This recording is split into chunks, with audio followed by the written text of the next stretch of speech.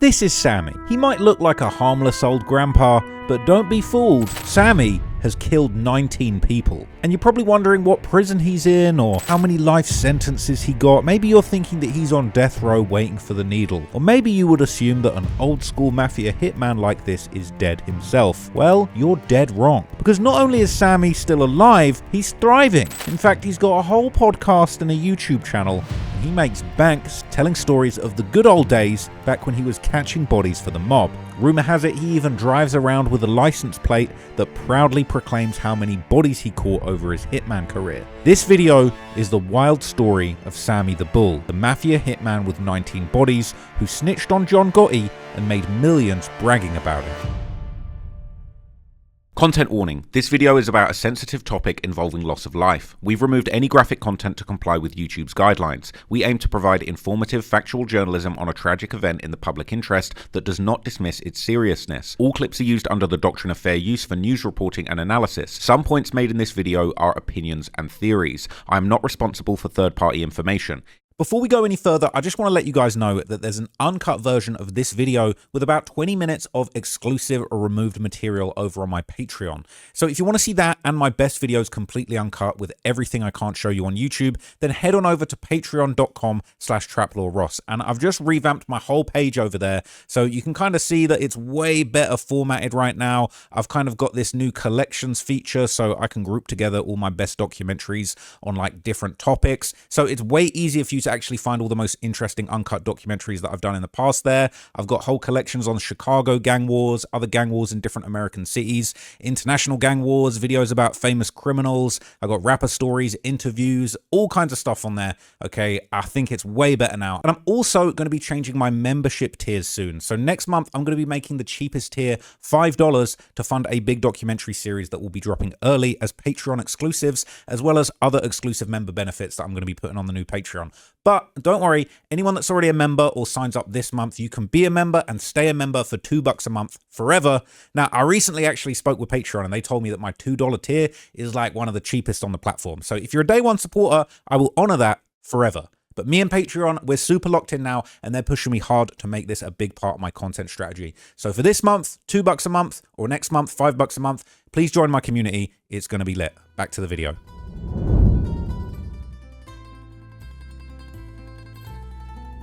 Born in Brooklyn in 1945, Salvatore Sammy Gravano grew up with two different images of success. At home, his parents worked long hours in a small dress factory and gave the family stability, trading their labor for an honest living. It wasn't much, but it was an honest and honorable life. But out the window, Sammy would watch the connected mob-tied men who controlled the streets of Brooklyn, getting money and power the fast way outside the confines of the law. Now, despite Sammy's small size, when the older boys stole his bike at the tender age of 10, Sammy fought the bullies back so hard that a local mobster that was watching nearby took a liking to him, describing his fighting style as like a little bull. When he broke us up, one of the guys from across the street, mob guy, yelled across, "What's going on?" This is Jerry and Kay's son. His name is Sammy. You see him? He was fighting. They robbed his bike. He was fighting like a little bull. He wouldn't give up the bike. And that name, the Bull, stuck.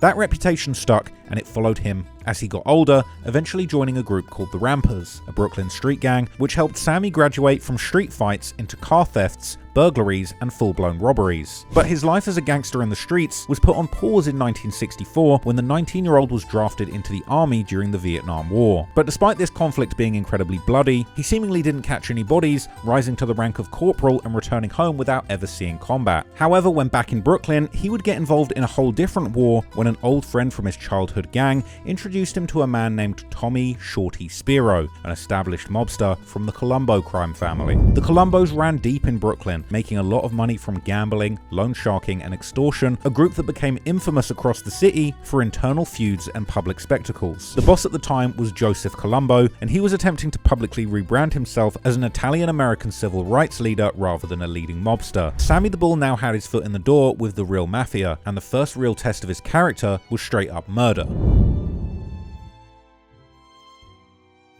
The target for his first body was Joseph Colucci, another young associate like Sammy working under the same boss, Tommy Shorty Spiro. And according to Sammy's own account of his first hit, the conflict began over rumors that Shorty Spiro's nephew was having an affair with Colucci's wife. Camille. She was pretty hot.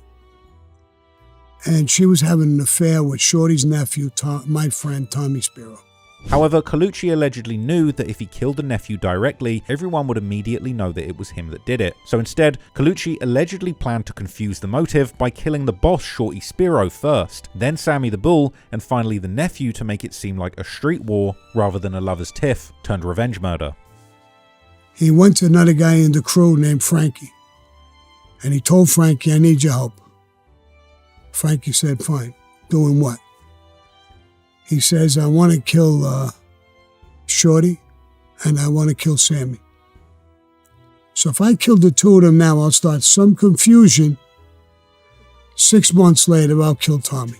That's his ultimate goal. But once Colucci told another associate about the plan and word got back to Spiro, eventually the head of the Colombo crime family authorized a hit. Shorty comes to me, tells me about it, and he said, would you take this hit? And that comes into life. When you come made, you can't refuse, but as an associate, you could, but you'll be washed out. And I agreed to do it. So on February the 28th, 1970, Sammy, Colucci, Spiro's nephew, and another associate went drinking in an apparent effort to lower Colucci's guard. But Colucci was already suspicious, so when they got into the car, he was trying to control where everyone sat. We had it planned out perfectly. When he came up, we went out. We were doing just that. But instead, he opened up the front. It was a two-door car. And he said, Sammy, don't sit behind me. Sit next behind Tommy.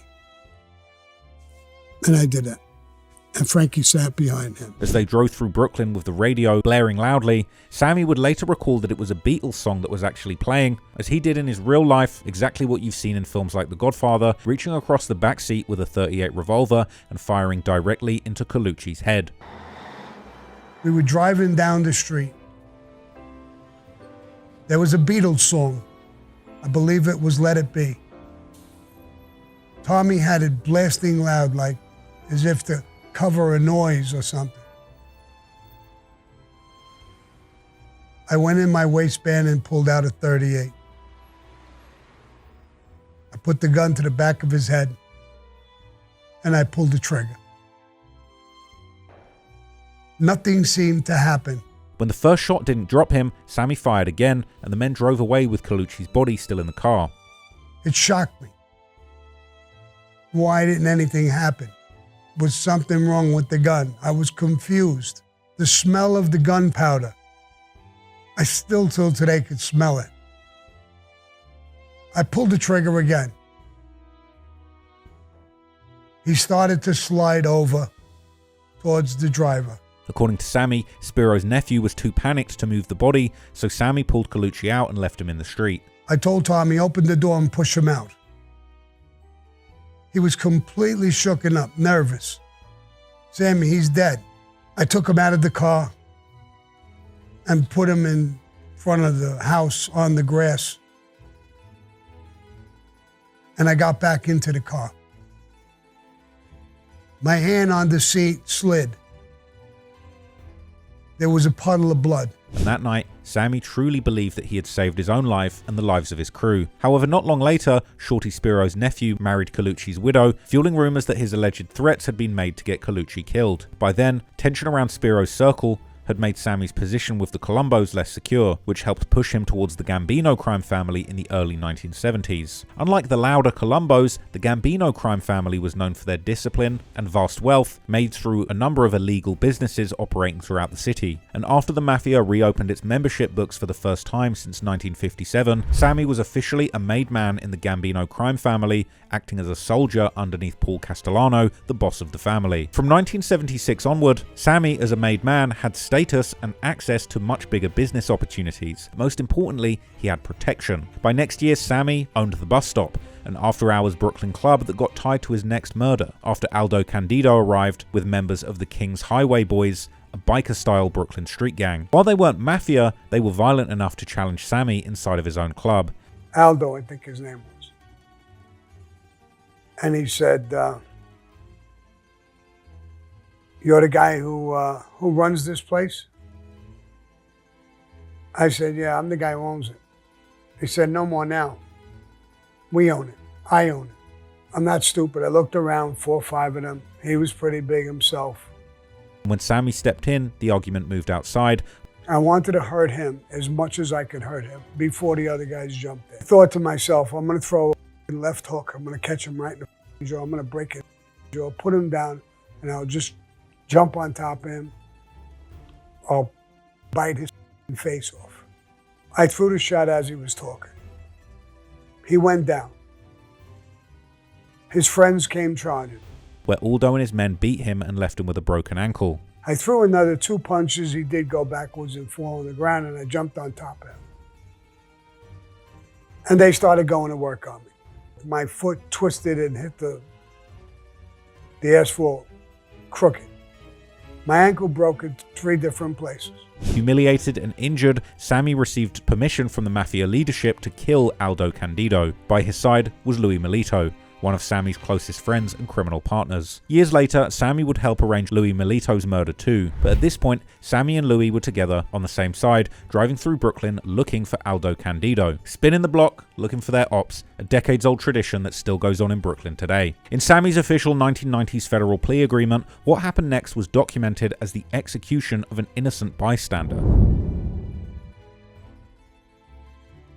Because reports say that 16-year-old Alan Kaiser was just walking home when he accidentally saw Sammy and Louie Milito carry out the drive-by on Aldo Candido. Aldo actually escaped, but to make sure there were no civilian witnesses tying the crew to the hit, they ended up taking out the innocent teenager. And it would take Alan Kaiser's family nearly 20 years to find out what actually happened to him. After the attempted hit, intended target Aldo fled Brooklyn, though years later, he and Sammy actually ended up making peace. Curiously, in interviews and podcasts after making the confession, Sammy actually changed the story, claiming that Louie Milito fired the fatal shot after the 16-year-old charged at them. Danny yelled out, "You're back, Louie, you're back."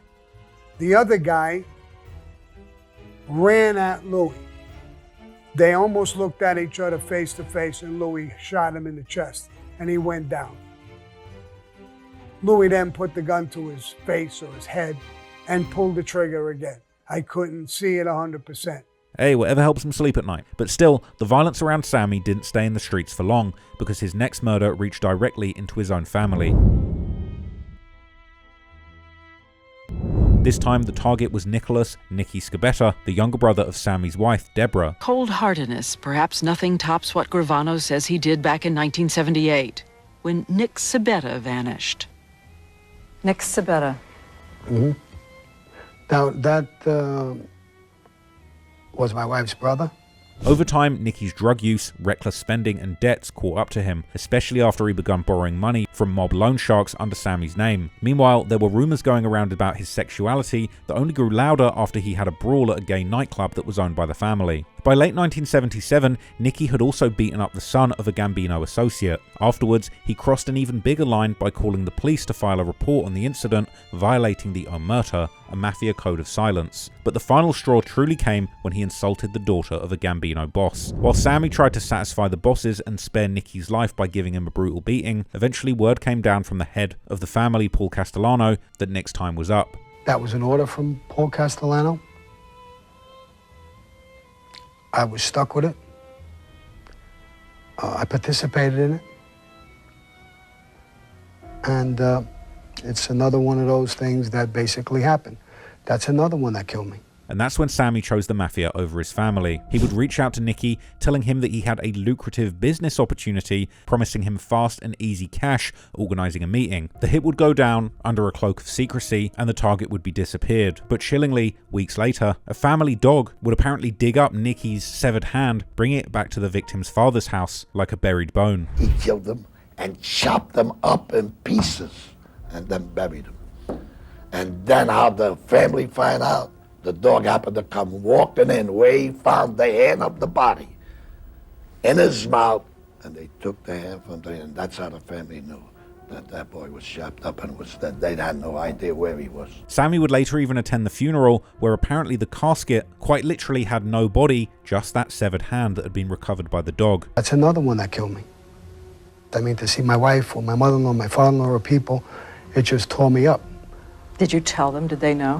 No. What do you want me to do? Go home and tell them I just killed your son? Or your brother? No, of course not. At home, his wife Deborah grieved her brother for 13 whole years, only learning the truth about the hit when Sammy confessed on the witness stand years later after cooperating against John Gotti. They didn't suspect? No. Your wife didn't suspect? No. Gravano says he didn't know that after his brother-in-law was killed, the body would be... Wasn't there some way you could get him out of town? Some way to get word to him to... I mean, did you owe that to your wife? There's nothing I could have done. But for Sammy the Bull, the killing became a point of no return and proved to the bosses that he could easily put the mafia ahead of his family and kill his own relatives. Soon, Sammy's reputation would carry beyond Brooklyn and into a crisis inside the Philadelphia mafia. For years, Angelo Bruno, known as the Gentle Don, ran the Philadelphia mob with a much calmer style, avoiding unnecessary violence and keeping the family relatively stable. Between 1959 and 1980, when Angelo Bruno allegedly ran the family from this South Philly row house, there were no killings. He was the classic godfather. He was a nice guy, okay? He was great. However, that stability all came to an end on March the 21st, 1980, when Bruno was shot dead outside of his home while sitting in his car. Angelo Bruno always listed his occupation as a cigarette salesman, but law enforcement officials believe he was the head of a major organized crime family in Philadelphia. Last night, Angelo Bruno was found shot to death, gangland style, in the front seat of his car outside his home. Police said the 69-year-old Bruno was struck by one well-placed bullet behind his right ear. Speculation he was killed in a feud over who will gain control of the illegal rackets in Atlantic City. Almost immediately, Bruno's murder became a national incident for the mafia because Antonio Tony Bananas, Bruno's own man, was apparently accused of arranging the hit without the approval of the commission. Tony Bananas. And he talked with somebody in the Genovese family. And they gave him a little bit of a wink and a nod. If Angelo Bruno is dead, he was against drug dealing. We could get together and do that. Millions of dollars are involved. At this point in time, the commission acted like a United Nations for all the major crime families across America, and killing a sitting boss without their permission was treated as a threat to the entire order. Killing a boss is one of the biggest things that could happen in organized crime. Immediately, there was a commission meeting in New York. The whole 5 families, the bosses were getting together to get to the bottom of it. The Gambino family, the Genovese family, Bonanno, Colombo, and Lucchese families. And they talked about who did what. It's a golden rule, you can't kill a boss. From there, the commission decided that he had acted without authorization, and he was killed. Afterwards, his body was found in the South Bronx with 14 bullet and knife wounds and $300 stuffed into his mouth and to symbolize his greed. Caponigro was thought to be the head of gambling and loan sharking operations along the North Jersey waterfront. His body was found in a trunk of a stolen car, riddled with bullets and stab wounds and littered with $20 bills. Even then, the cleanup operation continued, because the commission also wanted others that were tied to the Bruno plot removed too. One of the men marked for death afterwards was Johnny Keys, Bruno's cousin, a major figure in the Philadelphia mob with connections to both Philadelphia and New York. Jury investigating the murder of South Jersey organized crime boss Angelo Bruno may have a new lead because he was photographed at the home of Bruno's cousin, John Simone, along with Bruno associate Philip Testa, the day after the murder. According to the Daily News, Simone has taken over Bruno's position as family leader. Eventually, the contract reached Paul Castellano, the boss of the Gambino family, and Castellano gave the job to Sammy the Bull. We got a mission impossible, bro. We got a hit that's a commission hit. It's not from our boss. It's not from Tato. This is a commission hit. To make contact, Sammy pretended to bring Johnny Keys a message from the Gambino leadership. And I tell him, do you have a place that's safe that you pick? Yeah, I do. A country club at this golf course. I go play golf there. Very fancy place. Security. The whole 9 yards. That's a great place. Tells me the name of the golf course and the country. In September 1980, Sammy, Louie Milito, and Joseph Sammy D'Angelo picked him up from a golf club in Pennsylvania. My crew was in the place already. In the truck. In the van. And I'm talking to him. And he says, "Hey, Sammy, look at that van." He said, "Look, there's little puffs of smoke coming out of the exhaust. I think it's running." I said, "Where?" I did a stutter step. I stopped, and as he was walking, he went 1.5 feet, 2 feet ahead of me. I was really strong back then, and I grabbed him around his arms and chest and put him in a bear hug, picked him the up, squeezed him into my body. The door flew open. My guys come flying out of the van, came running over. We grab him, we scoop him up, we bring him and we throw him in the van. I actually jump in backwards with him on top of me. I never let go. And he has a gun. I'm telling my guys, grab that gun. He's got a gun. Get his hand off the gun. He said, "We can't get his hand off." Break his fingers. Get that gun. Pal Joey gets it away from him. Puts it on his chest, and I says, "Oh, I'm under him. Don't shoot. Shoot him," and the bullet goes, "Sure, I'm right underneath. I'm going to get hit. You're going to kill the two of us." As they drove towards Staten Island, Johnny Keys realized what was happening and, according to Sammy's later account, had actually accepted his fate. He knew he was a samurai. And he knew he lost the battle. And he was going to die with honor. But before he died, Johnny Keys asked to be killed by a made man and to have his shoes removed, honoring a promise to his wife that he would die with his shoes off and at home. So if I'm found without my shoes on, she'll know that I was thinking about her. Seconds, minutes, moments before I died. She'll know I was thinking of her. Oh my God. Sounded like a love story. It completely blew me away. Then, in a wooded area on Staten Island, Johnny Keys took off his shoes and Louie shot him in the back of the head. "John, just bend at the waist." Go ahead, Louie.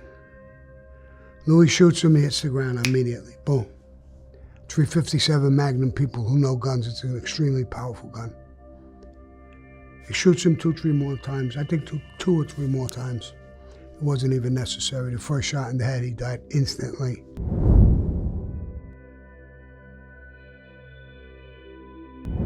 The following year, Sammy's wider role continued when Frankie Stillitano became the next target tied to violence between the New York and Philadelphia mobs. Because Philadelphia and New York City are only about 90 miles apart, with New Jersey sitting right between them, New Jersey became a place where their criminal operations often collided. Now, if you've seen The Sopranos, you'll know that things get pretty cracking over in New Jersey. When New Jersey voted to permit gambling casinos in Atlantic City, state officials talked confidently of being able to keep organized crime off Atlantic City's famous boardwalk.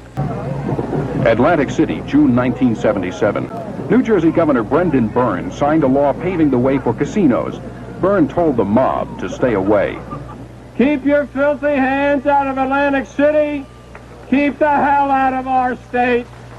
They say the fight for control of illegal activity here has grown into the biggest gangland war since the days of Chicago's Al Capone. That given a foothold inside the casinos, the mob could expand its influence to shake down the owners for some of the millions of dollars made on the casino floor.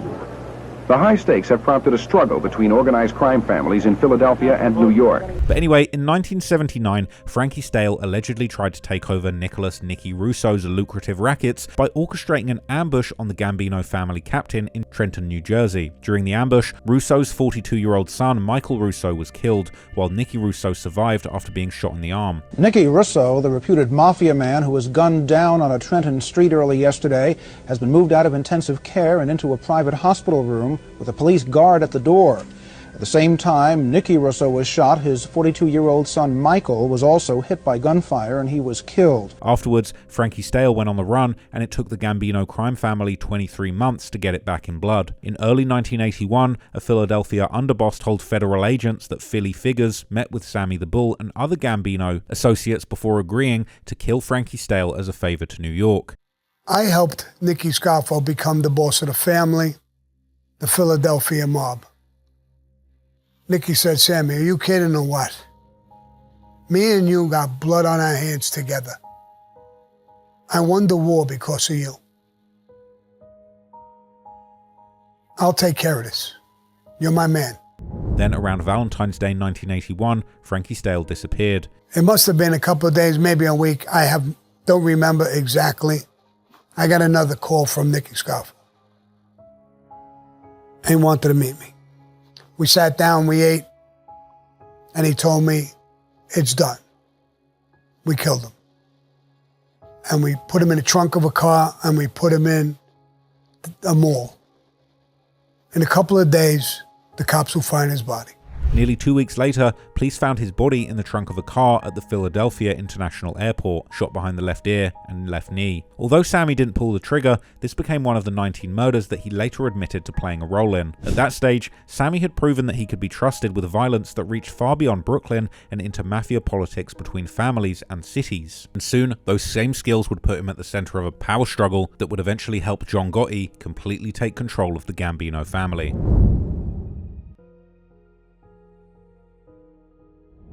In 1982, Sammy the Bull's role in the Gambino family had moved far beyond street violence and into making serious money. At the time, he had interests in nightclubs, construction, and other businesses that gave him a cleaner public image while keeping him still tapped in directly with the mob activities. At the center of his businesses was the Plaza Suite, a disco in Gravesend, Brooklyn that became one of Sammy's most important business bases. Because of that, the Plaza Suite became a symbol of Sammy's money, reputation, and growing power outside the streets. Then Frank Fiala would enter the picture. To the public, Frank was a Czechoslovakian business millionaire with expensive cars, flashy party, and legit money. However, behind that image, he was actually a drug trafficker who was primarily dealing in large-scale marijuana and cocaine smuggling. One day, Frank rented the Plaza Suite for his birthday party, reportedly paying Sammy $40,000 for just one night. And after the party, he made a much bigger offer, attempting to buy the entire club for over $1 million, about 4 times more than the club's estimated value at the time. Later accounts say that the deal actually included a cash down payment, gold bullion handed over under the table, and even more money due at the real estate closing. However, before the sale had closed and all the money was paid,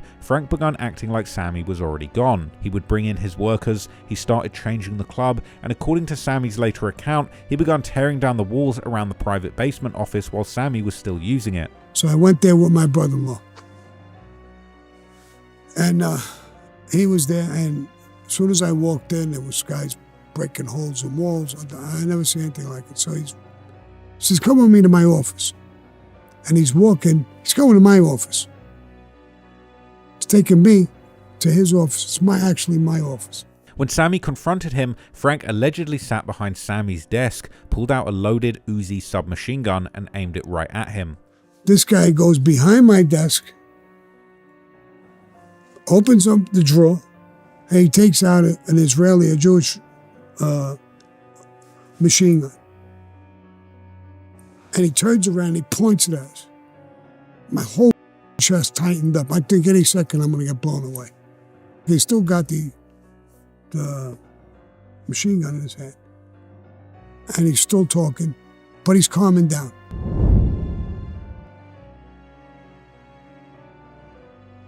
But still, in Sammy's mind, that was the moment that Fiala had completely crossed the line. However, after Sammy left the club, he didn't go to Paul Castellano to ask for permission. Instead, Sammy moved immediately and without sanction, gathering his crew at Doc's Bar, a nearby neighborhood hangout. And I get to the door, no gun. I take a deep breath. Oh, Eddie, get in touch with my whole crew. Sammy, at least shut the up, Eddie. I told you what to do. Tell him to be there. What are you going to do? I'm going to kill this mother tonight. From there, Sammy planned an ambush while Frank was still inside the Plaza Suite, arranging for the crew to wait outside and hit him as he left. I meet my guys. I tell them a little bit of the story, And I says, everybody load up. We're going to kill him tonight. I'm going to set it all up.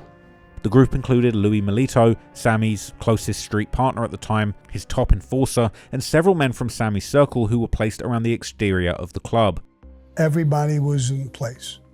Crash cars, getaway cars, cars that took the guns to dump that, car that took the shooters, Michael DeBatt, Hawk, controlling the in and out of going in the Plaza Suite.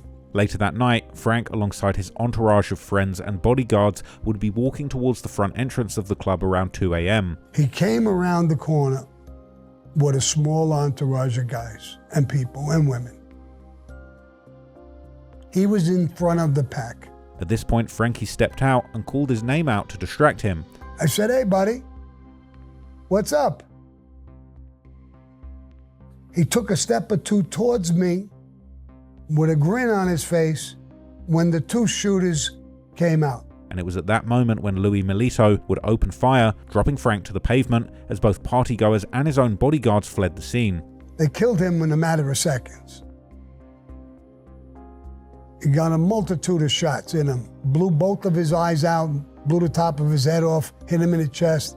He was gone instantly. A huge puddle of blood dripping down immediately, looking at their guys. They didn't know what way to run. According to reports, the assailant was described as a masked gunman who finished him off at close range. Apparently somebody pinned him down while another shot him in both of his eyes and his mouth. By the morning, the murder was all over the headlines, being described as a targeted mob-style execution outside of a Brooklyn disco. But after the dust had settled, Sammy had a big problem on his hands. In fact, he had two. The first was the NYPD, because the murder of a millionaire businessman outside of a busy club was bringing far too much heat to the Gambino crime family. But the second was Paul Castellano, because Sammy had ordered a public execution without any approval from the boss of the mob. Soon after this, Sammy actually went into hiding for nearly 3 weeks. And while he was laying low, he believed the Gambino family boss, Paul Castellano, might actually be planning to have him killed for making a move without permission. According to Sammy's later account, he would actually gather his loyal crew and made them agree that if Castellano tried to kill him, they would strike first. But eventually, Sammy and Louie Milito were summoned to meet Castellano at a Manhattan restaurant. By then, Castellano knew about Frank's behavior and the office confrontation, and Sammy avoided death by explaining that he had left Castellano out of the hit to protect him in case things went wrong. Ultimately, that excuse worked, but this incident drove a wedge between those two men, because ultimately it proved to Castellano that Sammy could pretty much act on his own outside of the boss's orders, and it would also show Sammy that his own boss could one day see him as expendable, and he'd ultimately be walking on eggshells going forward. And although the fallout didn't immediately break their relationship up, it planted the seeds of something dark that would come many years later. Because when it came time for John Gotti to make his move against Paul Castellano, Sammy the Bull had already once before contemplated how he would go about killing the boss. But before that would happen, Sammy's world got a lot more complicated when members of his own crew started causing him problems. One problem was a bartender, only known publicly as Jackie, but according to Sammy's later account, Jackie worked in one of Sammy's places, but belonged to another Gambino mob boss. So when Sammy's right-hand man, Louie Milito, came to Sammy claiming that Jackie the bartender had killed a connected guy, Louie wanted to take action. He came back to me and said that this guy Jack, who was working for me as a bartender, as a favor, killed somebody who was with him. The guy he killed was a piece of shit.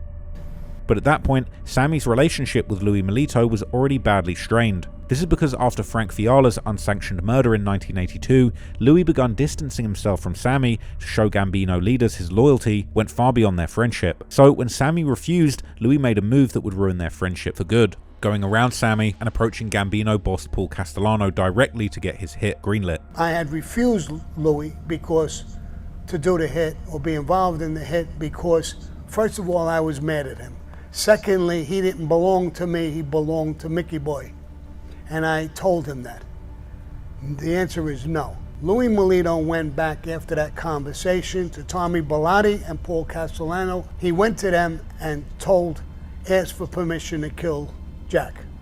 Once Castellano sent the order back down, the hit on Jackie the bartender became a family order and Sammy simply couldn't ignore it. So Sammy went ahead and set the murder up at his own bar and he would cut Louie Milito out of it. I was fuming with Louie that put me in this position.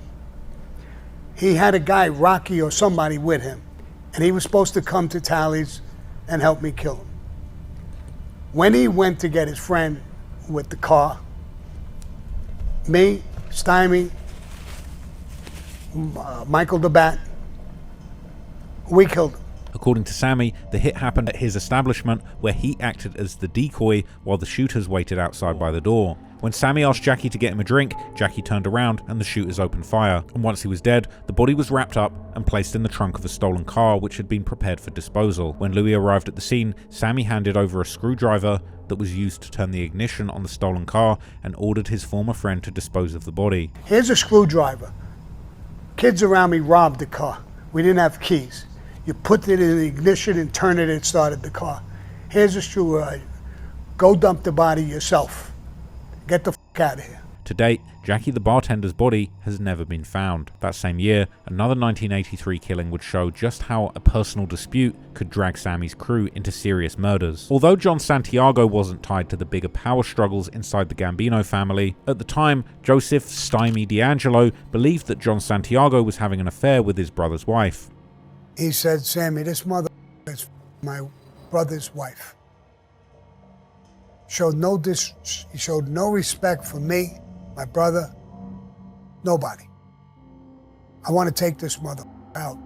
Joseph "Stymie" D'Angelo was one of Sammy Gravano's closest friends, who had become one of his most trusted enforcers, and he was allegedly the gunman in the Jackie the Bartender hit. In mafia terms, this meant that Stymie was the kind of loyal, feared and trusted hitter that Sammy believed that he could rely on completely. But when a drunk Stymie called Sammy and said that he wanted to kill John Santiago, Sammy discouraged him, telling Stymie to wait until he was sober and he could think clearly. Now, sexual things is not something I'm into as far as killing people. They're not killing offenses as far as I'm concerned. But I wanted to push this off until I'm able to talk to him when he's sober and right. I said, all right, listen, if you want to kill him, we'll do that. I'll tell you right now, we'll do it.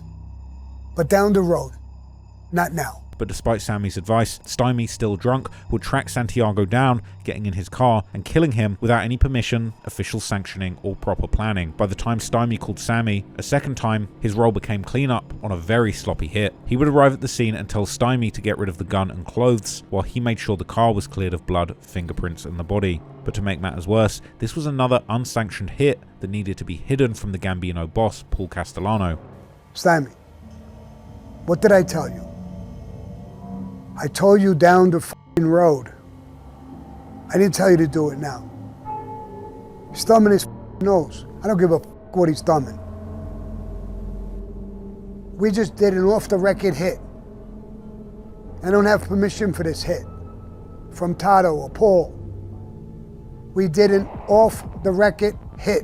Although the crew cleaned it up and successfully hid the murder, the pressure inside the Gambino family was already building towards something much bigger. That pressure dated back to 1976, when Paul Castellano became boss after Carlo Gambino died, despite many street-level members believing that Neil Delacroix was the one who really deserved the role. Neil was the underboss, and he had deep respect from the soldiers and captains who came from the street side of the family. Meanwhile, Castellano carried himself like much more of a businessman. He focused on construction, unions, trucking, meat distribution, and companies that could make money without constant street violence. And all of that money made him powerful, but it also made him look distant to the real street crews putting in work, like John Gotti's crew. To them, Castellano was sitting with his feet up, counting money in his mansion on Todd Hill, while the street crews were the ones taking the risks, kicking all the money upwards. At first, Sammy understood both sides, but following his unsanctioned hit on Frank in 1982, Sammy felt like it was only a matter of time until Paul Castellano had him and his crew whacked. Meanwhile, John Gotti's circle had a much more urgent problem. By then, John Gotti was a rising Gambino captain from Queens who represented the rougher street side of the family, while Paul Castellano ran the Gambinos like much more of a business empire,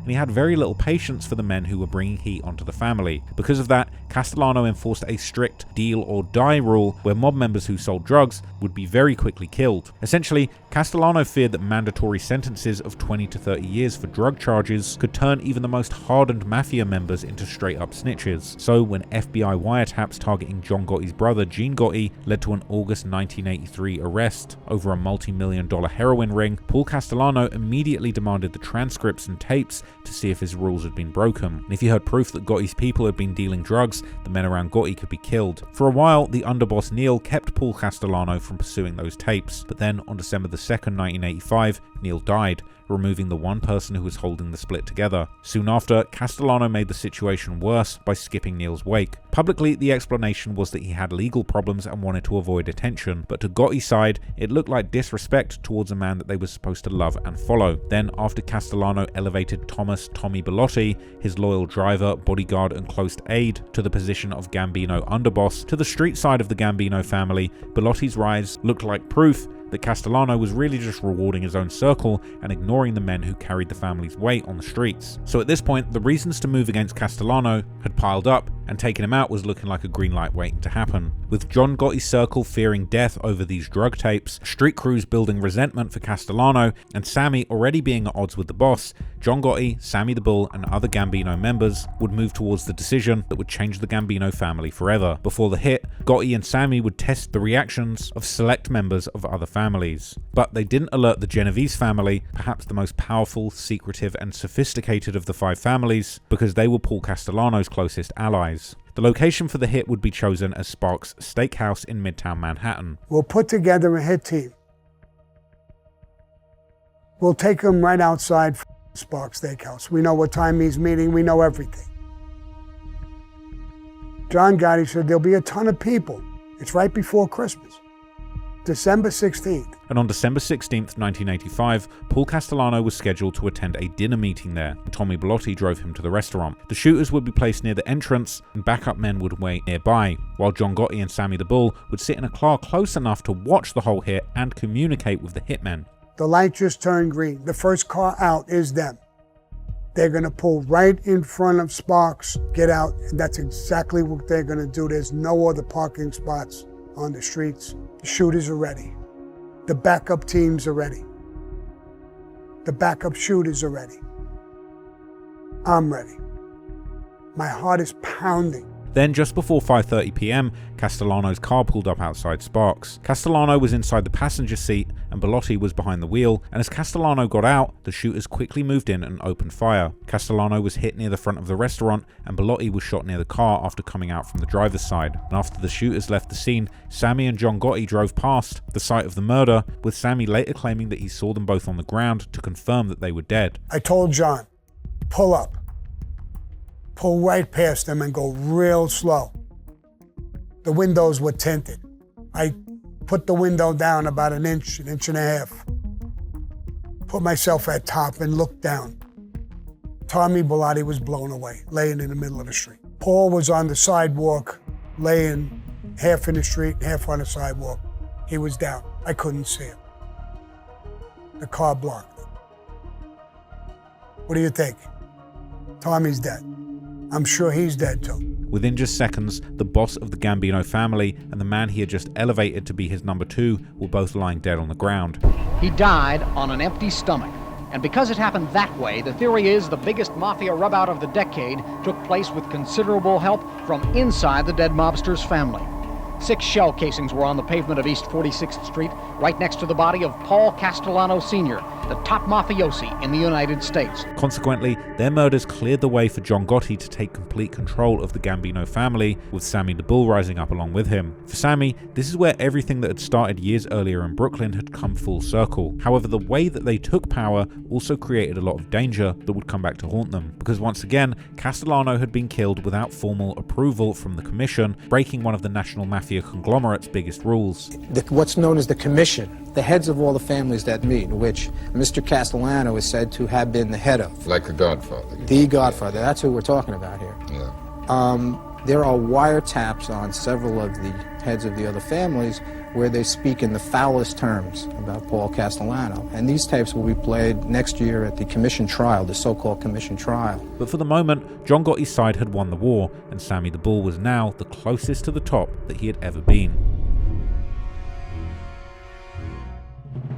Following the December 1985 assassination of Paul Castellano outside of Sparks' Steakhouse, the Gambino family entered a dangerous new period. After removing the official boss of one of New York's most powerful mafia families, John Gotti quickly took control, but the move created pressure from every direction. At the same time, federal prosecutors were also changing the way that they attacked organized crime. They were using things like RICO cases, leaning heavily on informants, using electronic surveillance, and long-term criminal investigations were beginning to turn these untouchable mafia families into mortal criminal enterprises that could be prosecuted from the top to bottom. So soon after taking power, John Gotti would promote Sammy the Bull, and in his new position, Sammy's primary responsibility in 1986 and beyond was maintaining his ironclad discipline over the gang. In other words, he was John Gotti's chief enforcer, but that responsibility also left him cleaning up problems inside of his own circle, the first of which was Nicky Cowboy Mormando. For years, Mormando had been useful through robberies, nightclub security, and violence. During the murder of Frank outside the Plaza Suite in 1982, he'd even been backed with a shotgun in case Frank's people fought back. However, by 1986, that usefulness had turned into a risk, because Mormando was using cocaine and crack, and Sammy later claimed that he had helped pull Michael DeBatt, another trusted hitman around Sammy, into using crack as well. Don't behave himself. Gets drunk, still. I could tolerate that. He's doing drugs. Crack. He's hooked. He gets Michael DeBatt. I inherited this kid from his father. I got him straight out of college. He's an ex-football player with me. Did a lot of work with me, was loyal to me. Got him hooked. Got him taking crack. At the same time, Mormando was talking about leaving Sammy's crew and starting his own group, so Sammy decided to kill him. Mormando was brought to Tarly's, Sammy's restaurant and neighborhood base in Brooklyn. Sammy kept him calm and then sent him out with Thomas Huck Carbonaro to pick up Joseph Old Man Paruta under the guise that Paruta was having car problems. We were at Tarly's, and I told Nicky Cowboy, the old man Peruta's at home. You and Huck, go pick him up. Something happened with his car. Pick him up and bring him to the bar. Meanwhile, Sammy would follow close by in another car. They left. Huck knew to go very slow because I got in a car with a few other guys and took off to where Peruta lives. I was going to be in a car behind them. Once Peruta got into the car with Huck and Mormando, Peruta shot Mormando in the head, killing him instantly. Peruta came out of the house, got in the back seat. Huck was driving, Nicky was in the passenger seat. I heard the shot. I seen his blood splat on the front window. Peruta hit him in the head.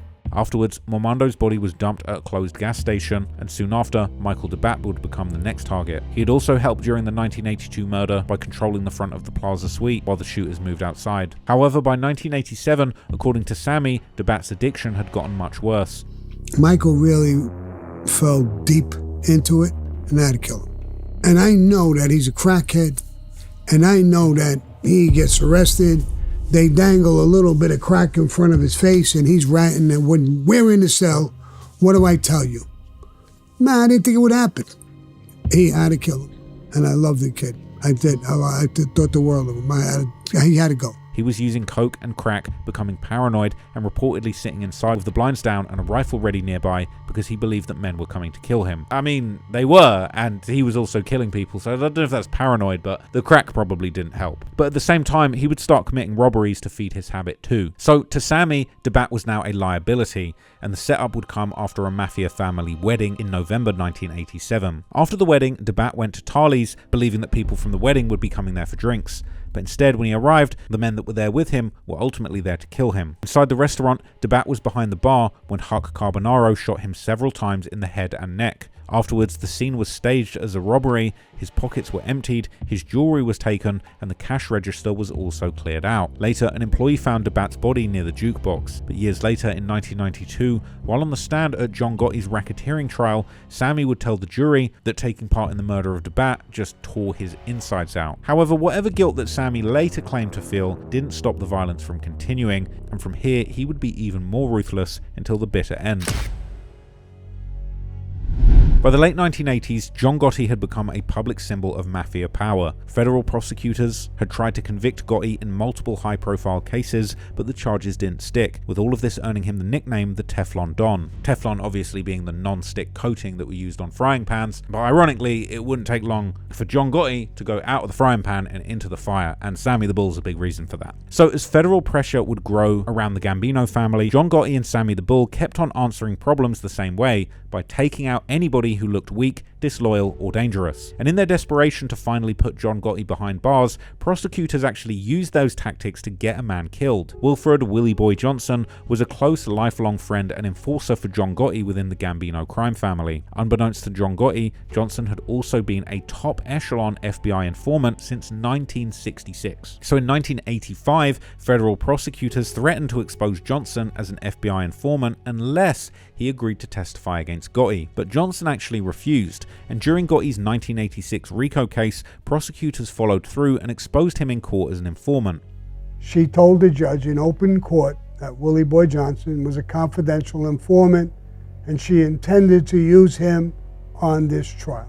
Johnson denied cooperating, refusing to testify and rejecting witness protection, and in court, John Gotti appeared to stand by him, even smiling and joking with Johnson because it looked good to the jury. This all combined with a $60,000 cash bribe apparently paid to a juror by a Gambino associate, which helped John Gotti win an acquittal. Then I met with him and made a deal with him for $60,000 to buy his vote.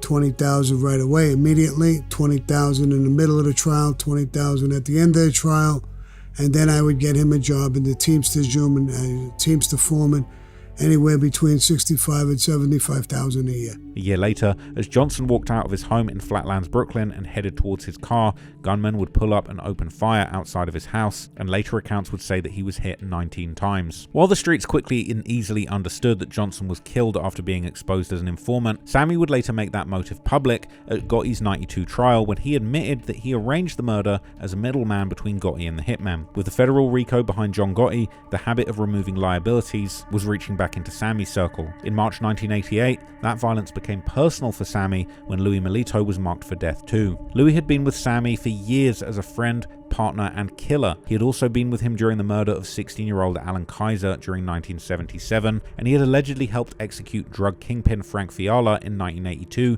outside Sammy's club by being the very person that had shot him in the eyes and mouth while someone else held him down. However, after that unsanctioned hit, Louie had also tried to get close to Paul Castellano's side, only for John Gotti and Sammy the Bull to kill him. Louie formed a sneaky relationship with Paul Castellano and Tommy Bilotti that really none of us were aware of it. After the Castellano hit, DB had told me and Frankie the Chico that Louie betrayed us. From there, the relationship broke down further when Louie openly disrespected the family's chain of command, questioning Sammy's decisions and insulting Sammy personally, with all this leading Sammy to get approval from John Gotti to take him out. Next, Sammy lured Louie to Big Lou's club in Brooklyn under the pretenses that they were meeting to discuss another hit. Essentially, Louie walked in thinking that somebody else was the target, but instead, a shooter with a silenced gun would quickly shoot him in the back of the head and fire again under his chin, with the crew vanishing, his body immediately afterwards. After that, Louie Milito just never came home and his body was never found. After they killed him, they took his body, he disappeared. Where he disappeared to, where he was buried, I have no idea. His daughter came to me.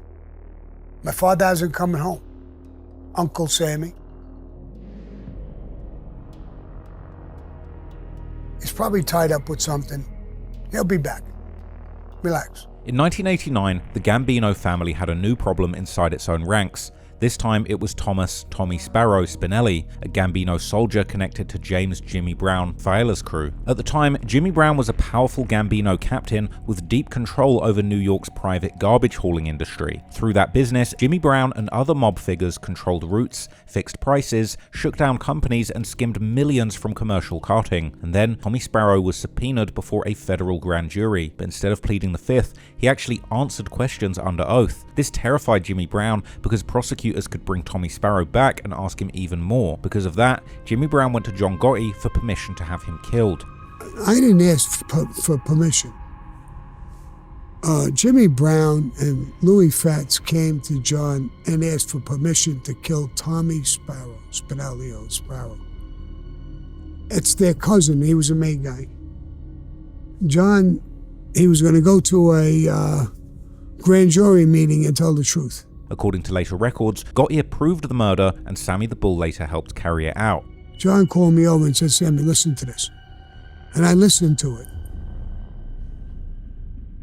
He says, listen, take this guy out before he goes to that grand jury meeting. From there, Tommy Sparrow was lured to a window company in Brooklyn, and once he arrived, he was shot in the head and killed. Afterwards, his body was disposed of and never found. For Jimmy Brown, the case was especially damaging because he had spent his whole life avoiding law enforcement through silence. He was so careful that he never kept a landline phone at his social club, and he even reportedly had a poster on the wall showing a cockroach wearing headphones with the caption, "Our bugs have ears." During one 6-month stretch, when the FBI had Paul Castellano, the former Gambino boss's mansion bugged, Jimmy Brown attended hundreds of hours of meetings, but reportedly said fewer than 10 words on tape. But years later, Sammy the Bull's cooperation gave prosecutors the inside witness they needed to bring Tommy Sparrow's murder back under the magnifying glass. In 1993, Jimmy Brown was indicted in a racketeering case tied to the murder and the garbage hauling rackets. Facing the possibility of Sammy the Bull testifying against him, Jimmy Brown took a plea deal. In 1994, the 75-year-old Jimmy Brown pled guilty to conspiring to murder Tommy Sparrow, receiving just 7 years in prison. Jimmy Brown never made it back to New York though, because he died in federal custody. But this wasn't the last murder that Sammy the Bull would be tied to and subsequently admit. 2 months later, Sammy would help handle another murder in Queens. After Francesco Oliveri had been tied to the unsanctioned killing, making him a target for revenge inside the Gambino family's Sicilian side, then in 1990, the same fear of cooperation would reach Edward Garofalo. Eddie Garofalo was a swindler apparently involved in illegal construction, debris, and garbage dumping. He's a swindler. He's a guy involved in every f***ed-up deal in the world. And was suspected of cooperating with authorities after being caught in a sting and subsequently changing his legal counsel to a less qualified lawyer. Eddie Garofalo has a pretty good lawyer. He gets rid of his lawyer for some bullshit lawyer. They think he's going to cooperate.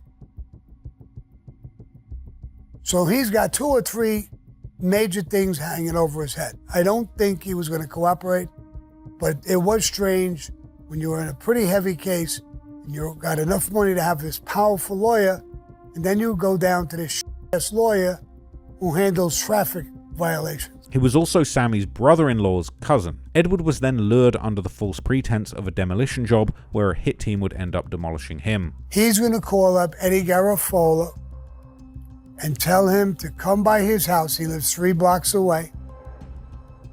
He's got a big demolition job. He wants him to look at it and get it. That's going to bring him there. After that hit was Louie Dibono, a Gambino soldier and construction contractor who had ignored Gotti's summons, and on a wiretap, Gotti said Dibono had done nothing else wrong, but he still wanted him dead because he refused to come in when he was called by the boss. After Sammy learned Dibono was working at the World Trade Center, the hit team finally had a way to get hold of him. So now I know he's in the World Trade Center, in an office. I got the card, and I know where he parks the car. I don't say nothing to Johnny Gamma. I know he's not involved. And so on October the 4th, 1990, Dibono would be shot in the underground parking garage at the World Trade Center. A week later, the guy is killed. In the World Trade Center, in that parking lot. All that information that I gave. That's why when I take a plea, I'm charged with that murder. Not that I have really any part of it, but I gave that information. That makes me part of the murder. But I really did nothing. But soon after this was when the government would finally close in. In 1987, the FBI knew the Ravenite Social Club was John Gotti's main base of operations, and they had it under heavy surveillance. However, while agents could see who was coming and going, they still had a major problem, because inside the club, the loud hum of the espresso and soda machines drowned out the conversations, making the FBI's first indoor bugs almost completely useless. So consequently, the FBI needed a better place to hear what John Gotti was really saying. Soon after, a longtime FBI informant gave agents the break that they needed by revealing that John Gotti was holding his most private meetings inside an apartment above the club. Ironically, John Gotti had specifically chosen that upstairs sanctuary to avoid the very FBI listening devices that he suspected were downstairs. So seizing their chance, FBI agents secretly broke into the apartment over Thanksgiving weekend in 1989, planting a listening device. From there, the recordings captured John Gotti speaking privately with Sammy the Bull, Frankie Loke, one of Gotti's most trusted advisors, and other members of the Gambino family. On one tape, the recordings caught John Gotti casually admitting that he approved the murders of Louie Milito and Louie Dibono. Meanwhile, other conversations between Gotti and his advisor Frankie Loke caused a completely different kind of problem. On the tapes, Gotti believed that Sammy was making too much money and building a power base that could one day challenge his own leadership. Driven by this, Gotti the boss would spend hours complaining to Frankie Loke and trashing Sammy behind his back. And later on, all of that trash talk would come back to bite Gotti in a huge way. By the end, nearly 600 hours of recordings helped turn Gotti's own words into the backbone of a major RICO case. And then on the night of December the 11th, 1990, federal agents raided the Ravenite and walked out with John Gotti, Sammy the Bull, and Frankie Loke all in handcuffs. Good evening, Mr. County. Are you surprised? Pretty good. You know they're going to try and keep you in jail. They say you're in danger while you're out. What's your reaction? Okay. Can you tell us what you think about it? Under the massive indictment, the charges included racketeering, murder, illegal gambling, obstruction of justice, bribery, loan sharking, and conspiracy. Essentially, prosecutors were putting Gotti's entire empire on trial with mountains of charges. Initially, the case went back to the murders that made him boss, back when Paul Castellano and Thomas Bilotti were gunned down outside the Sparks Steakhouse in December 1985. Building on that, prosecutors used the wiretaps to tie Gotti to the murders of Robert Dibernardo, Louie Milito, and Louie Dibono, showing how he ruthlessly protected his power and position once he got to the top. But to make things worse, an alleged plot to wipe out a New Jersey mobster named Corky Vistola would give the feds proof that Gotti was still perfectly willing to kill anyone he thought might cooperate. According to reports, the wiretaps even caught John Gotti referring to Corky, saying outright, "He's gotta go." However, the tapes also affected Gotti's relationship with Sammy the Bull. Years later, Sammy said that he loved Gotti until they were arrested, but that the wiretaps made him believe that Gotti was trying to use him as the fall guy. By that point, Sammy had heard John Gotti complain about him on tape, call him greedy, question his loyalty, and talk openly about murders in a way that made Sammy feel completely exposed. At the same time, Gotti still wanted the defense handled like a family business, and instead of each defendant protecting himself, Gotti wanted the lawyers moving together, all of their stories staying the same, and nobody pointing the finger at each other. But seeing this, Sammy started to believe that the joint offense would only be protecting Gotti himself. You betrayed me. I did everything for you. I got you out of every case. I'm behind, and the government knows it. Every case he beat, I'm behind it. Bribing people, threatening people, doing all kinds of shit. Making things disappear. Killing people for you. We're in Cosa Nostra together, we're brothers. It's your tape. It's you on tape, not me. After that, prosecutors discussed a possible 20-year capped plea agreement, but only if Sammy first proved that he was being truthful and useful, telling them everything he knew. Consequently, by 1991, Sammy the Bull had made the unprecedented decision to break his blood oath with the mob and cooperate with the government. Immediately, that decision completely changed the trajectory of the whole Gotti case, because he was one of the highest-ranking insiders in John Gotti's circle. That meant that Sammy could explain everything about how the mob family worked, how money moved around, how orders were given, and exactly how the murders were approved. Eventually, that cooperation went far beyond John Gotti, and by the time Sammy was sentenced in 1994, prosecutors said his testimony had actually helped produce 37 convictions, left more than 9 people awaiting trial, and forced 8 people to resign from unions. Both John Gotti and Frankie Loke were sentenced to life in prison when all was said and done. Well-dressed members of the Gambino gang cursed the jury out loud as the clerk recorded guilty verdicts on all 13 counts of murder, conspiracy to murder, racketeering, illegal gambling, loan sharking, obstruction of justice, and tax fraud. Gotti's underboss in the Gambino mob, Frank Lucasio, was also convicted of murder and racketeering, acquitted only on a single count of illegal gambling. They've called Gotti the Teflon Don because the government has been unable to make the charges stick against him in 3 previous trials. The Teflon is gone, the Don is covered with Velcro, and every charge in the indictment stuck. In light of his cooperation, the judge sentenced Sammy to a lenient 5 years, even though Sammy admitted involvement in 19 murders. And since Sammy had already served almost 4 years, by the time it was all over, Sammy spent much less time in jail than you would have expected for a man with 19 bodies. Prosecutors described Sammy the Bull Gravano as one of the most important organized crime witnesses in American history, and because of that cooperation, Sammy didn't end up spending his life in prison. Instead, he just got 5 years, and since he'd already spent so many years in custody, he had very little time left in jail before officially entering the Federal Witness Protection Program. Soon after his release, the government tried to hide him under a new identity. However, Sammy later said that he felt the Witness Protection Program was far too restrictive. According to Sammy's own account, the US Marshals placed him in Colorado until a woman actually recognized him from the Discovery Channel. After that, agents told him he would have to move again, but instead, Sammy chose to leave witness protection after just 8 months. And from there, he settled down in Arizona under a new name, Jimmy Moran, and started to build a new life based around construction, pools, and real estate. However, law enforcement would later reveal that his pool construction business only ever built 2 pools. And at the same time, Sammy wasn't exactly hiding from the public. On April the 16th, 1997, he sat down with Diane Sawyer for a national ABC primetime interview that also helped promote Peter Maas's biography about his life called Underboss. And at the same time, the book Underboss essentially turned Sammy's crimes into a money-making product that was making him more and more famous. And inside the book, Sammy gave his own version of the Gambino family story,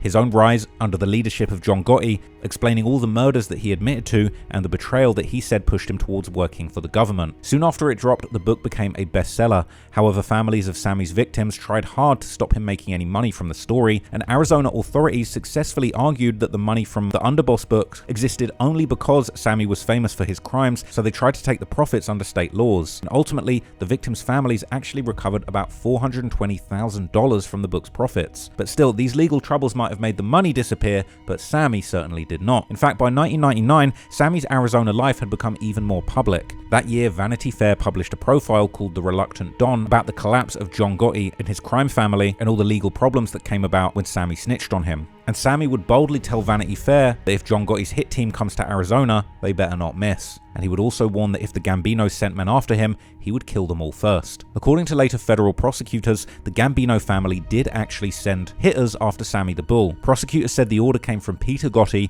John Gotti's brother and the acting boss of the Gambino family. From there, the job was allegedly given to Thomas Huck Carbonaro, Sammy's old hitman, and Edward Cousin Eddie Garofalo, who was actually Sammy's brother-in-law. According to court records, the plot begun after John Gotti complained from prison that Sammy's betrayal was a bill that's got to be paid. Soon after this, prosecutors said that Peter Gotti put Carbonaro and Garofalo onto the hit job. Then Carbonaro made repeated trips to Arizona. To avoid standing out, he apparently changed his appearance by piercing his ears as well as shaving his head, growing a beard, and dressing like a biker. By then, the goal was simply to watch Sammy, learn his routine, and try and identify the right place to kill him. According to prosecutors, the plot was funded with about $75,000 in mob money. That money reportedly went towards a bomb prototype, fake ID papers, various weapons, and surveillance equipment. They try to invent something that spins and shoots shotgun shells, because they knew every day when I would leave, I'd stop by this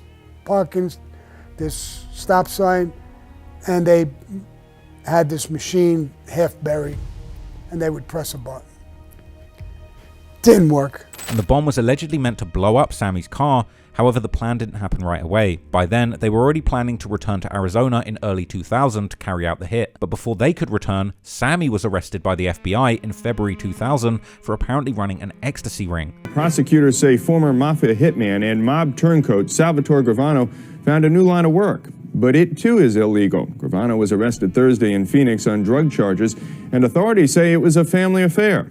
And that arrest exposed what Sammy had been doing in Arizona all along, and exactly why his pool building business had built only 2 pools. Because by the late 1990s, Phoenix, Arizona had become a major market for ecstasy pills. During that period, Sammy's son, Gerard Gravano, became close with a man called Michael Papa, a New York native whom police connected to a Gilbert-based group called the Devil Dogs. Meanwhile, the police said that Papa's smaller ecstasy operation grew massively after Sammy the Bull became involved. Investigators also looked closely at Sammy's businesses, including Creative Pools and Marathon Development. Later Arizona court records described Deborah Gravano as the banker for a family-run ecstasy enterprise. So on February the 24th, 2000, law enforcement would raid locations all across the Phoenix area. And during those raids, officers would arrest Sammy, Gerard, Deborah, Karen, Michael Papa, David Seabrook, and dozens of others. At the time, Sammy was accused of helping run this ecstasy operation tied to drug sales, money laundering, and an overarching criminal enterprise. In May 2001, Sammy and his son Gerard pleaded guilty in a Brooklyn federal court to drug charges connected to the Arizona case. And then on June the 29th, 2001,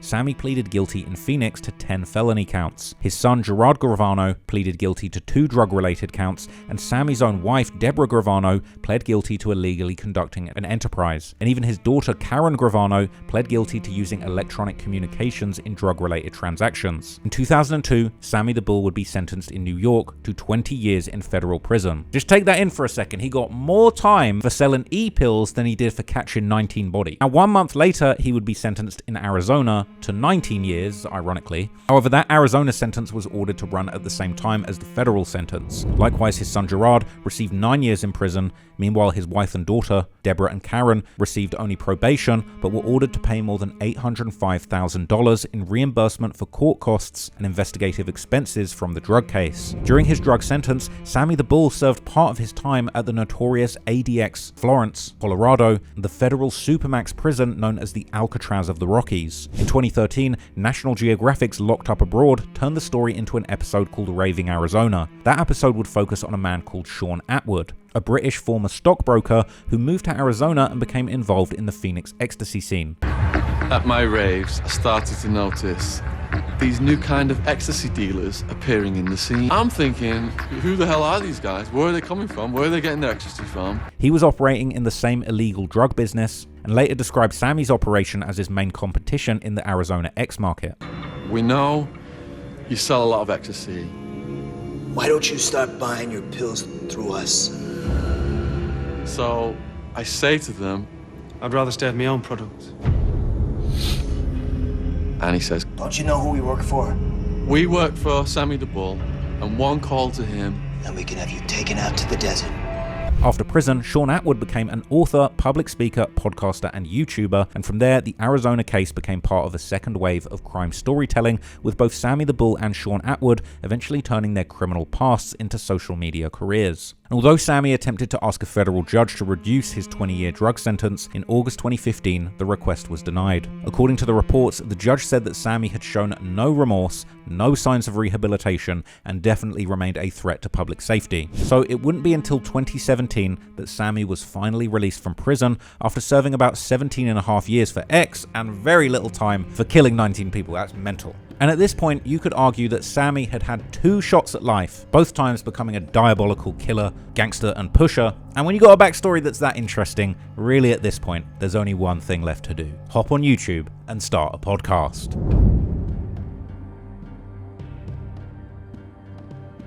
On September the 18th, 2017, Sammy the Bull Gravano was released from prison in Arizona. By then, he was 72 years old. Salvatore Sammy the Bull Gravano, a notorious mafioso turned mob rat, is out of prison today. His latest conviction was for peddling ecstasy here in Arizona, making a reported $500,000 per week. And after his release, authorities would say that he would remain under federal parole for the rest of his life. At that point, Sammy started moving back into public view. 2 years later, in 2019, he would go on his biggest media run of his career, most notably sitting down with Patrick Bet-David for an interview on his Valuetainment channel. During that interview, Sammy talked all about his childhood, the mafia, John Gotti, the Paul Castellano hit, the FBI wiretaps, his cooperation, and also the Arizona ecstasy case. I believe it's the neighborhood, the environment is one thing. I don't think it's my DNA. If there was help in schools, I could have graduated. I got out of the 8th grade. That was my last day in school. I never even went to high school. Frankie the Chico when he was alive, and John, and we were, everybody knows the story. John with the tapes, and Paul got killed, and John Gotti became the boss. But that's not the story. What happened before? Who was involved? How many? What was the problems? Why were you going to kill Paul? Nobody asked that question. Nobody asked the question of, you're sitting in the car at 5:30 at night in Manhattan, every difference you could possibly have. I walked around with a sweatshirt. I abided by Cosa Nostra. I didn't want to be noticed and saw and go around with a $3,000 Brioni suit and a hand-painted tie and telling everybody, I'm Sammy the Bull. one of the biggest gangsters in the world. That's what he did. I'm John Gotti. I'm one of the biggest gangsters in the world. 12 on the low, 15 on the high. I got 20 because Sammy got a lenient sentence the first time. But I got a lenient sentence and I did it. What's that got to do with this sentence? But that's what gave them an upward departure. They gave me 20. Supposed to be doing 17 and a few. I did 17.7, more than I'm supposed to do. And I got lifetime supervised release and a $100,000 fine. And I lent them money, even the kids who got pinched. At this stage, his explanation for cooperating had not changed. And according to Sammy, he told it straight, saying that he turned against John Gotti after hearing the FBI recordings that convinced him that John Gotti was trying to make him the scapegoat for the whole empire. He said, Sammy, the tapes are horrible. They make you sound like a monster. What are we going to do? So I'm controlling all the lawyers. You're going to take the weight. The lawyers are going to bring it out in court that you're a monster. You killed all these people, took over the unions, took over businesses, which I never did. Over time, this became the main way that Sammy defended his decision to snitch after prison. However, Sammy's return wasn't just about explaining his past, because it also reconnected him to his family. In 2020, MTV premiered the show Families of the Mafia, and the show featured Sammy, his daughter Karen Gravano, and his granddaughter Karina Seabrook. In the first episode, Karen and Karina traveled from Staten Island to Arizona to visit Sammy after his release.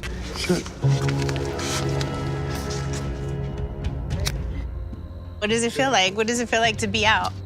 When I get out after the 18 years, it's a little bit of getting used to. By that point, Karen was already known from Mob Wives. However, Sammy's appearance connected the show directly to the Gotti-era Gambino family. In press for the show, his daughter Karen would say that Sammy had spent most of his granddaughter's life in prison. Later that year, Sammy moved from interviews and reality TV onto his own platform, launching his own podcast or channel, whatever you want to call it, called Our Thing. That winter, the first full episode was released under the title The Tipping Point. Ironically, the exact date of that release landed on the very anniversary of the 1985 murders of Paul Castellano and Thomas Bilotti outside Sparks Steakhouse in Manhattan, a brutally devious ploy connecting his podcast launch to the 35th anniversary of his most infamous murder. During an interview, Sammy said that the podcast was his true life story and that he really just wanted people to understand the mafia.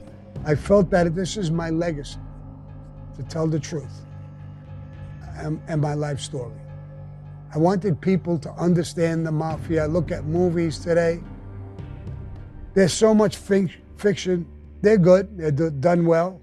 By the end of 2020, his YouTube channel was booming, already nearing 100,000 subscribers. And from there, Our Thing became the centerpiece of Sammy's public comeback, a vehicle that blew him up as a celebrity and turned into a giant cash cow for him. In 2021, Fox 10 Phoenix aired a 2-part interview with Sammy, filmed in Arizona. During that interview, Sammy talked about the mafia, the Castellano hit, his many murders, feelings of remorse that he had, and of course his decision to snitch on John Gotti. At one point, the host John Hook asked him if he'd ever had a perfect hit, and Sammy answered slickly, saying he thought he had 19 of them, with this clip showing exactly why his return to the media was so controversial. There's bad sides to it, and there's very ugly sides to it. Like killing people, even your closest friends. It's your fucking friends who kill you. But I still have that in me to say, you're a fucking ass. You knew you could die for this, but you just kept doing it.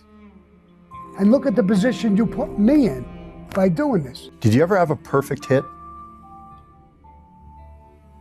I think I had 19 of them. Because on the one side, Sammy was presenting himself as a former mobster turned state witness, but on the other side, he was still showing off that he was a man who admitted and was kind of proud of being involved in 19 murders. And the fact that he could even be out here having killed 19 people just talking is pure insanity. And that's what made him impossible to ignore on social media. Later that year, Sammy's show had more than 400,000 subscribers, and around that same time, an article would describe the growing wave of mafia podcasts and YouTube shows hosted by former mobsters, associates, and even law enforcement figures. The ex-mobster turned podster space was absolutely booming. You had other people like Michael Franzese becoming one of the biggest names in the game, with Franzese building his platform around his time that he spent in the Colombo crime family, the New York mafia family that Sammy had actually been connected to before he joined the Gambinos. Although the Colombos were not quite as famous as the Gambinos, Franzese became one of the biggest earners in the 1980s through a massive gasoline tax fraud scheme. Authorities say in the last 5 years, Franzese and some of the men around him have made perhaps as much as $1 billion. I would compare them to a pack of jackals. These men, who asked that their identities be concealed, say their wholesale gasoline business was taken over by mafia thugs who showed up and threatened to kill them if they wouldn't do business the way the mob wanted them to. Mob-controlled gasoline companies, often working in the middle of the night, sell and deliver one tanker load after another and just don't pay the federal and state gasoline taxes they're supposed to. It is a bonanza for the mob. In New York State, for example, the taxes due on just one 8,000-gallon tanker load of regular gasoline come to $2,128. By then, Sammy and Franzese were two of the most visible former mob figures online doing the podcast social media game. Towards the end of the year, Patrick Bet David would release Mafia States of America, a series that was promoted as a sit-down between two iconic mobsters, Sammy the Bull and Michael Franzese, as well as others. And as the series rolled out, the hostility between Sammy and Franzese became a central part of the story. During an emergency PBD podcast episode with Sammy and Franzese, an argument would start over a video that Franzese had posted about cooperators who get out of prison and then commit new crimes. First of all, he likes to work with innuendos. The innuendo is that people who get convicted should never be released because they cooperated. That's the first innuendo. Then he says, the proof is in the pudding that when they get released, they recommit. Now, Sammy took that personally because, of course, he was one of those people who cooperated and later committed new crimes in Arizona. Now, I cooperated. 1. 2, I did recommit. So when you put me with those group of guys, even though he only talked about me for a second or two or 10 seconds and say it's Sammy, he put me in that group. So the innuendo, I got 30, 40, 50 people who were friends of mine who called me or texted me or sent messages. Why are you letting this bum talk about you like that? Although Franzese said that he didn't mean to attack Sammy and ultimately said that he took the video down. As soon as he sent me the text, I said, Sammy, I didn't mean to offend you. I'll take it down. I looked at it again. I talked to Kurt. We had our team take it off because it was nothing. He got his feelings hurt for nothing. All he had to do was say to me, why did you do that? I would have said, Sammy, you know what? If it hurt you, I'm sorry. I would have taken it out, which I did immediately. But from there, their argument developed into a full-blown beef, and the next topic of contention was Franzese's court testimony in the Norby Walters case. Prosecutors today announced indictments against 3 talent agents, accusing 2 of them, Norby Walters and Lloyd Bloom, of conspiring with Michael Franzese to use mob muscle to get contracts to represent top stars of stage and sport. Sammy would argue that Franzese had cooperated because he testified in court. Well, I'm going to put it out. I'm going to tell you right now, right to your face. I'm going to tell you. Norby Walters, you testified against him. He got convicted. But Franzese clapped back and said because he was subpoenaed, told the truth, and didn't put any mafia members in prison, it didn't count. So when this situation came up with Norby Walters, and I was subpoenaed, number one, first, they subpoenaed my father and they subpoenaed my younger brother. And what I told them, I said, look, I'll tell you the truth about Norby, okay, when I get put on the stand. Let my father and brother alone. They did. I don't know who Norby is shaking down. I've been in prison. I don't know. I gave him $275,000 to be involved in this deal. I got involved because I wanted to meet athletes for my gambling situation. That's exactly what I told him. Yeah, Norby got convicted. And you know what? He had 25 people testify against about the actual facts that happened in the case. After that, the argument became about mob reputations. Sammy would accuse Franzese of using his father Sonny Franzese's name for clout. Franzese would clap back saying that Sammy had only become famous because of his connection to John Gotti. You got the nerve. Let me tell you something. Who had more damn respect on the street than my father? And you got the nerve. Stop using your father. I don't use my father. I made my own name. You stop using Gotti. I made my own name. Who the hell knew you until this whole thing happened with Gotti? My friend. Gotti came to me for help. He was finished. He came to me. And next, the beef became about the craziest thing of all, Sammy's 19 murders. During the argument, Sammy would basically use his involvement in 19 murders and multiple mafia wars as proof of his OG status as a real-life mobster. In response, Franzese would call him out for treating 19 human lives like tools for clout chasing and winning debates instead of actual genuine victims and people who had been killed. What the you did? What'd you do? What did you do? I did a lot. It's all over the fucking What did you street. do? What did you do, Sammy? I'm involved in 19 you do? mafia wars. That's your badge of honor.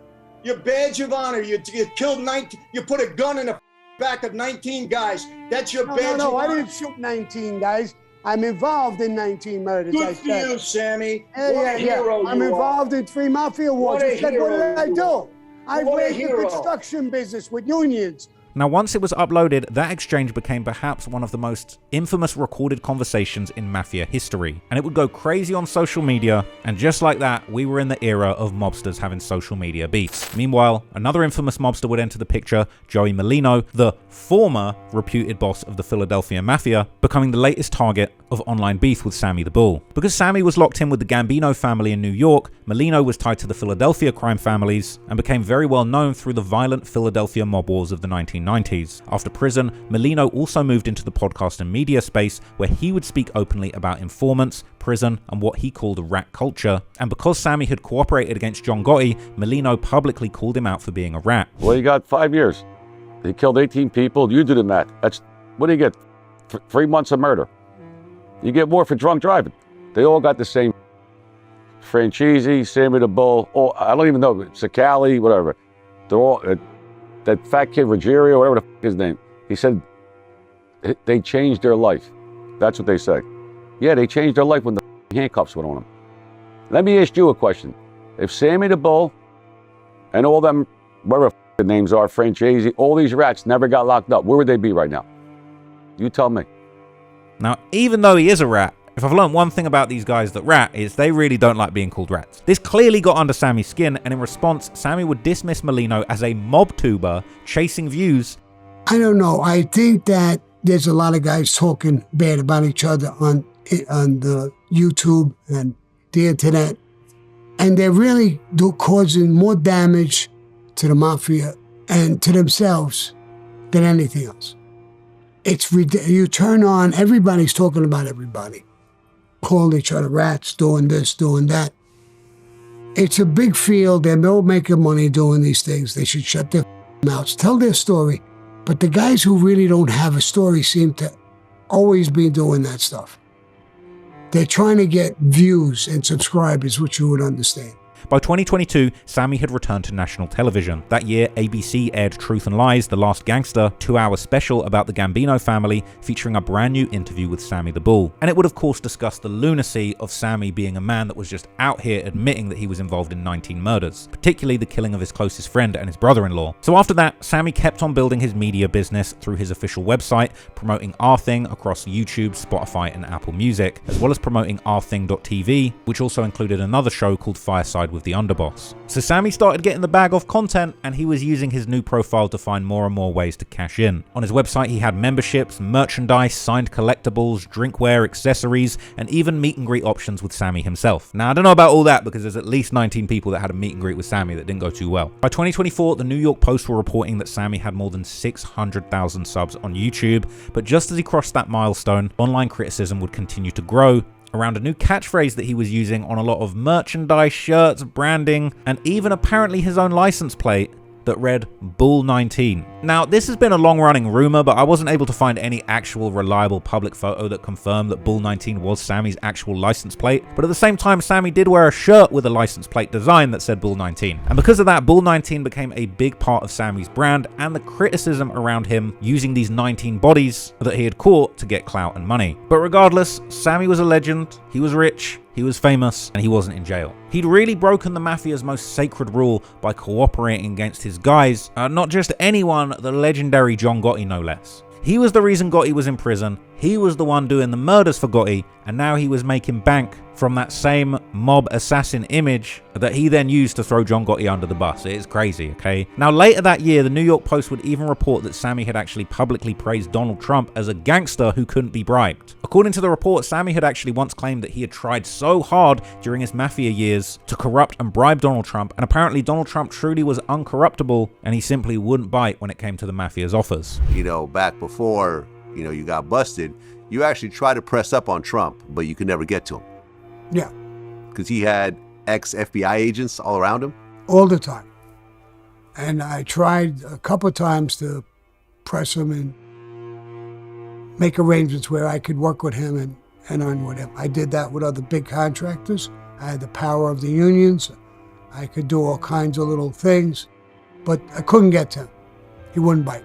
And this is something Donald Trump himself actually acknowledged. In 2025, Sammy made another public appearance, but this time it was something very unexpected. He popped out at Baptized California in Huntington Beach, and during the event, Pastor Mark Francie actually baptized Sammy the Bull in front of the whole world. In a video, Sammy said that he had always believed in God, but this time was different because he had truly surrendered to the Lord. Around the time of the baptism footage, Sammy would then release a series of promotional clips and personal testimony videos detailing his ongoing spiritual transformation and the fact that he was reborn as a religious man. According to Sammy, his ultimate turning point arrived on the edge of death, courtesy of a severe case of coronavirus in his 70s. I caught the coronavirus.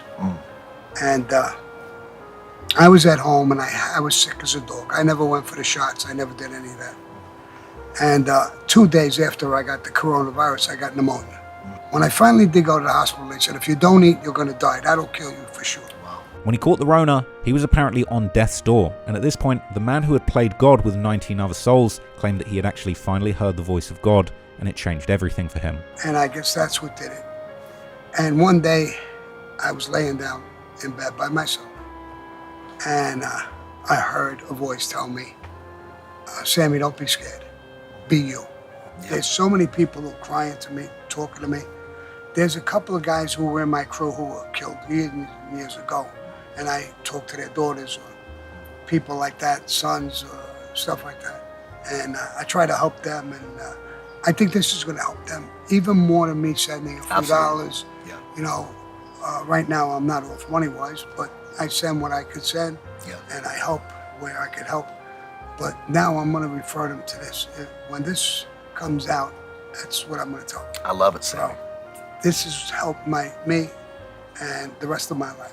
Ultimately, Sammy the Bull is perhaps one of, if not the most infamous gangsters in history. And I'm not joking when I say that he is a generational talent. Just like how I've said in previous videos, it's crazy that King Von was such a talented killer and rapper, and the same goes for Sammy the Bull. This guy was a stone-cold mafia hitman who nearly got away with 19 murders. He was so good at pulling off clean hits. He's the man who made and took down John Gotti. No matter what situation he gets in, he always manages to slip his way out of it. And over the years, when it came time to put down the guns, he learned how to repackage his story and make millions off of it. He killed his own friends and said it was mob rule. He snitched on John Gotti and said he just had to do what he had to do to survive. He got caught dealing a mountain of ecstasy, did his time, came back, and became perhaps the most successful and famous mob YouTuber in history. And now, at the final stretch of his old age, he's shapeshifting once again into a man of God.